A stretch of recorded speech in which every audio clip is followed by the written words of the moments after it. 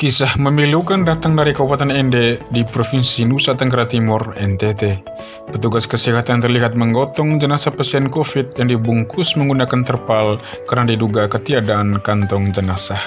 Video yang memperlihatkan peristiwa tersebut beredar luas di media sosial dan menjadi trending topik di lini masa warganet. Dalam video berdurasi 1 menit 27 detik tersebut, tampak 2 orang petugas kesehatan mengenakan alat pelindung diri atau APD, membawa jenazah yang dibungkus terpal warna biru ke tempat pemakaman. Sementara itu, seorang perempuan yang diduga merupakan keluarga atau kerabat almarhum tersebut turut membantu kedua petugas tanpa mengenakan APD. Sebelum berangkat menuju lokasi pemakaman, seorang petugas sempat menyemprot disinfektan ke bungkusan jenazah korban COVID.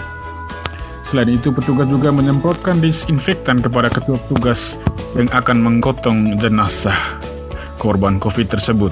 Terlihat juga seorang anggota kepolisian turut berada di lokasi kejadian tersebut.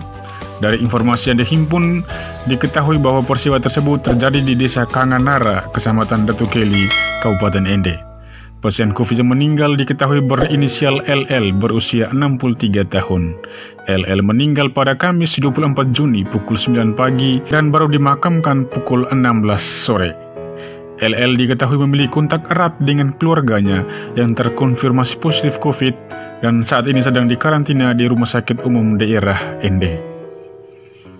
Kepala Puskesmas Datu Keli, Serafinus Sage, mengatakan korban terpapar COVID meninggal dunia mendadak di rumahnya sendiri ketika sedang tidur. Saat itu keluarga memanggil namun tidak menjawab, dan setelah dicek ternyata korban telah meninggal dunia. Dia pun meminta pemerintah Kabupaten Ende untuk segera menyediakan APD dan kantong jenazah ke daerah-daerah yang membutuhkan penanganan darurat. Adapun saat ini pasca kematian LL, warga desa Kanganara, Kecamatan Datu Keli, dihantui rasa takut, bahkan mereka tidak berani keluar rumah. Menanggapi peristiwa tersebut, anggota DPD RI asal NTT, Angelius Wakekako, menyoroti kinerja DPRD Ende setelah viral jenazah pasien COVID asal desa Kanganara di Kecamatan Datu Keli yang dibungkus menggunakan terpal. Menurut AWK, peristiwa tersebut membuktikan bahwa kinerja DPRD Ende belum sungguh-sungguh maksimal, terutama dalam menjalankan fungsi kontrol dalam penanganan COVID. Mantan Ketua Presidium PMKRI tahun 2016-2018 ini menyesalkan peran dan fungsi DPRD Ende yang tidak bisa lebih serius ketika pemerintah dan masyarakat bahu-membahu memerangi pandemi.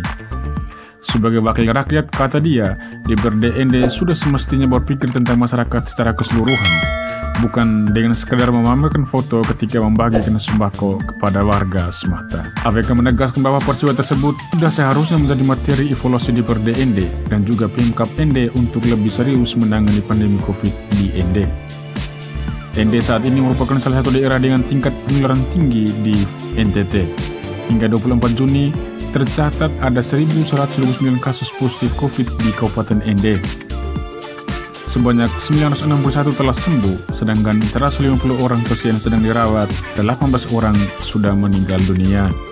AWK pun mendesak DPRD Ende melakukan rapat koordinasi dengan Pemkab Ende untuk mengevaluasi kinerja penanganan COVID sekaligus mempersiapkan langkah-langkah penanganan baru. Sementara itu, Pemprov NTT mendesak pemerintah Kabupaten Ende segera melengkapi semua puskesmas di wilayah itu dengan sarana dan prasarana yang dibutuhkan. Penegasan tersebut disampaikan juru bicara Pemprov NTT Marius Ardu Jalamu kepada wartawan menyusul video viral warga yang membungkus jenazah COVID dengan menggunakan terpal. Menurut Marius, ada 2 aspek penting yang harus dijadikan prioritas dalam desain anggaran di Pemda Ende. Marius menyebut refocusing anggaran yang saat ini sedang dilakukan, yakni dengan memberikan prioritas pada penanganan COVID dan aspek-aspek kesehatan lain dan pemberdayaan ekonomi masyarakat. Dia menegaskan bahwa rumah sakit, puskesmas, dan fasilitas kesehatan lainnya harus menjadi perhatian utama Pemkab Ende, terutama pada saat masa pandemi COVID ini. Dia pun meminta seluruh Pemkab di NTT untuk mengambil langkah-langkah yang cepat, darurat, dan responsif terkait dengan ketiadaan APD di puskesmas, rumah sakit, dan fasilitas kesehatan lainnya agar tidak terjadi kasus yang sama seperti di Kabupaten Ende.